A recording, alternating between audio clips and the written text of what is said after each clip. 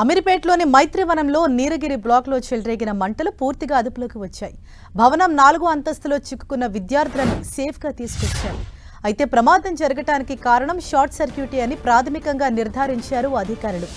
విద్యుత్ ప్యానెల్ బోర్డులో మంటలు చెలరేగటంతోనే మంటలు వ్యాపించినట్లు అధికారులు గుర్తించారు. ప్రస్తుతం ఘటనా స్థలానికి వెళ్లిన హైడ్రా కమిషనర్ రంగనాథ్ ఆ ప్రాంతాన్ని పరిశీలించారు.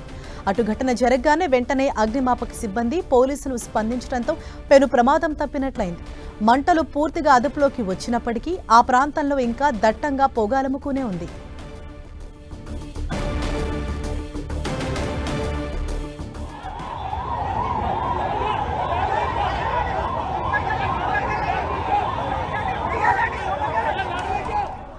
అటు ఘటన జరిగిన సమయంలో 4వ అంతస్తులో దాదాపు 50 మంది విద్యార్థులున్నారు. ప్రమాదం జరగగానే భవనంలో ఉన్న విద్యార్థులంతా తీవ్ర భయాందోళనకు గురయ్యారు. వెంటనే పలువురు విద్యార్థులు భయంతో పరుగులు పెట్టారు.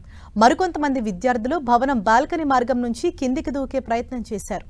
అటు అగ్ని ప్రమాదం గురించి సమాచారం తెలుసుకున్న వెంటనే అక్కడికి చేరుకున్న అగ్నిమాపక సిబ్బంది సహాయక చర్యలు చేపట్టారు. భవనం లోపలికి వెళ్లే పరిస్థితి లేకపోవడంతో నిచ్చెన సాయంతో భవనం లోపలున్న విద్యార్థులను ఒక్కొక్కరిని బయటకు తీశారు. అలా భవనంలో చిక్కుకున్న విద్యార్థులందరినీ అగ్నిమాపక సిబ్బంది పోలీసులు కలిసి క్షేమంగా బయటకు తీసుకొచ్చారు. అటు ఈ ఘటనపై కేసు నమోదు చేసుకున్న పోలీసులు ప్రమాదానికి గల కారణాలపై దర్యాప్తు చేస్తున్నారు.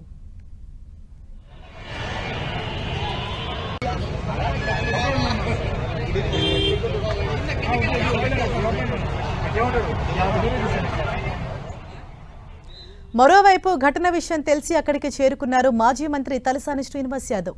దేవుడి దయ వల్ల విద్యార్థులకు ఎవ్వరికీ ఎలాంటి ప్రమాదం జరగలేదని అన్నారు.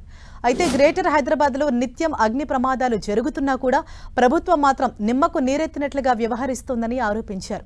తూతూ మంత్రంగా అప్పటికప్పుడు చర్యలు చేపట్టి తర్వాత చేతులు దులుపుకుంటోందని ఆరోపించారు తలసాని శ్రీనివాస్ యాదవ్.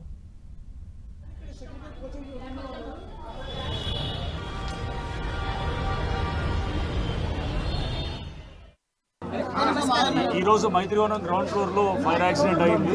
బేసికల్గా ఈ కేబుల్స్ ఏవైతే ఉన్నాయో అక్కడ షార్ట్ సర్క్యూట్ అయ్యి ఆ కేబుల్స్ అన్ని బర్న్ అయ్యి దానిపైన ఉన్నటువంటి ఇన్సులేషన్ ఏదైతే అది ఆ ప్లాస్టిక్ లేకపోతే ఆ మెటీరియల్ ఏదైతే ఉంటుందో అదంతా బర్న్ అయ్యి ఆ మొత్తం అది అంటుకున్న తర్వాత ఆ అంటుకోవడంతో పెద్ద ఎత్తున స్మోక్ రావటము, దాదాపు 50 మంది స్టూడెంట్స్ దాకా ఉన్నారు.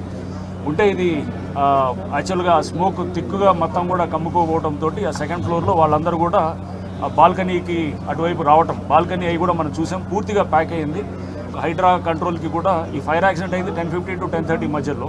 ఆ బాల్కనీలో అక్కడి నుంచి ఏదైతే చిన్న పార్టీ ఏదైతే కాస్త ఓపెనింగ్ ఉందో అక్కడి నుంచి ఈ రోప్ లాడర్స్ తోటి టీమ్ 17 వాళ్ళు ఇమీడియట్గా రావటం, ఇక్కడికి వచ్చేసి వాళ్ళు రెస్క్యూ చేయడం.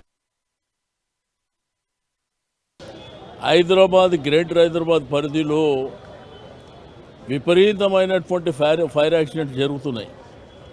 కానీ ప్రభుత్వానికి నిమ్మకు నీరెత్తనట్టు ఏదైతే జరిగిన సంఘటన జరగగానే ఇమ్మీడియట్గా వచ్చి ఆ టైం వరకు షో ఆఫ్ చేసి వెళ్ళిపోతుర్రే తప్ప దీనికి ఒక ప్రాపర్ ప్రణాళిక జాగ్రత్తలు తీసుకోవాల్సినటువంటి ప్రభుత్వము ఎక్కడ జాగ్రత్తలు తీసుకున్నటువంటి దాఖలాలు లేవు. మీకు సంగారెడ్డి ప్రాంతంలో జరిగిన దాంట్లో కానీ లేకపోతే ఓల్డ్ సిటీలో ఈ మధ్యకాలంలో జరిగినటువంటి ఫైర్ యాక్సిడెంట్స్ కానివ్వండి, వాళ్ళకి ఏంటంటే తూతూ మంత్రంగా మీకు అక్కడ గుల్జార్ హౌస్లో కూడా జరిగిన సంఘటన చాలామంది చనిపోయారు.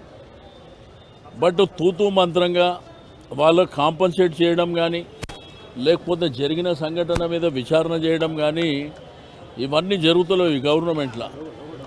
ఎవరు బిజీలో వాళ్ళు ఉన్నారే తప్ప అసలు ప్రభుత్వం అంటే ప్రజలకు రక్షణ ఇవ్వవలసినటువంటి ప్రభుత్వము వారి బాధ్యతలు మర్చిపోతుంది.